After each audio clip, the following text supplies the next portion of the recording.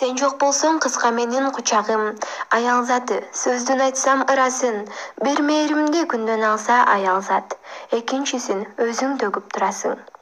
Аял заты бул ким? Аялдар жашоонун маңызы. Аял абдан назик болгону менен дүйнөнүн көркү жана аны тиреп турган күч. Алар ар дайым мээримдүү, сулуу, назик.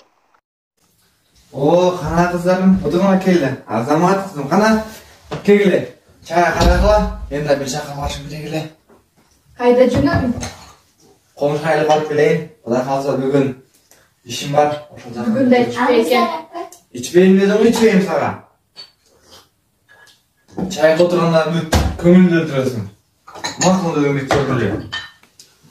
Ата неге ішпейсіз? Мен келем қызым, кешінде. Саға ойыншы қалып келеді.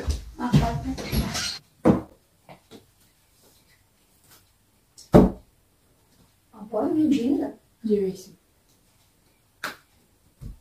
Ушул үйдө сен келгенден бери үйдө тынчтык жок. Жалка шатан ичкени койбоду. Жыйнап кой. Эже сактап атасызбы? Ооба. Эми озман бермесчи. Муну отурат, мага сабакта керек болот. Үчү бермесчи. Коюп тур деп атам, мага бермесчи. Анда мен сабак кылышым керек. Барага барып ойлоп турчу.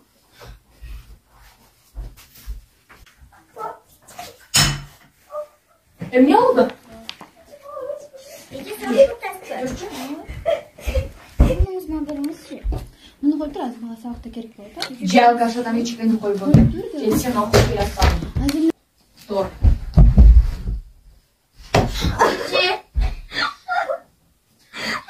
Өлүмүштөнбөй, тур. Аялдын жүрөгү жамандыктан тилинет. Тилинген жүрөктү жамаган менен тыртыгы калат эмеспи?